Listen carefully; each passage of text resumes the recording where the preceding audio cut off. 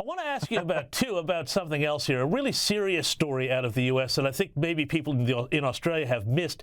Emotional testimony from families of the 13 U.S. service members killed during Joe Biden's chaotic withdrawal from Afghanistan.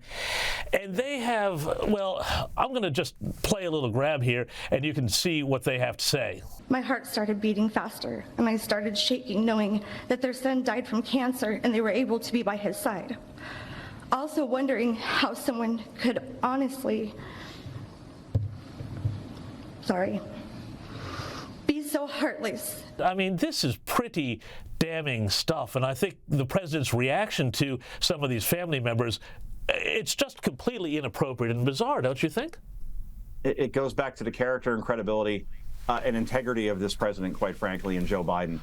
He spoke to these Gold Star family members, the 13 that were killed after the Biden administration decided it was a really good idea to leave security around Kabul airport to the Taliban. And of course, that was penetrated easily, perhaps intentionally, and 13 U.S. service members are dead. And when he spoke to these Gold Star families, he said, and this is what's incredible, and it's sickening to hear, where he said, well, I know what you're going through because Jill, and that's, of course, the First Lady Jill Biden, and I had to receive our son Beau back from Iraq in a casket with a flag draped over it.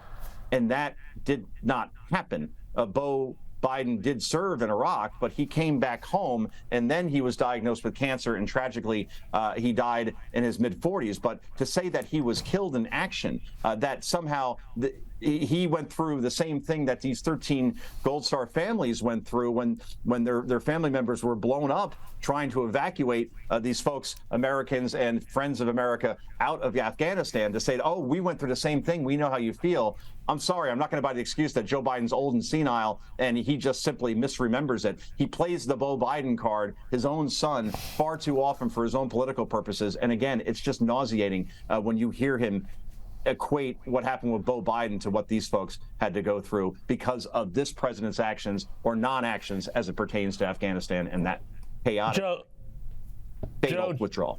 Joe, just absolutely shocking and disgraceful stuff. And I got to say that if the president can't remember the circumstances of his own son's death, I'm not sure he's qualified to be in the Oval Office. Joe Concha, thank you so much for joining us. Really appreciate it as always.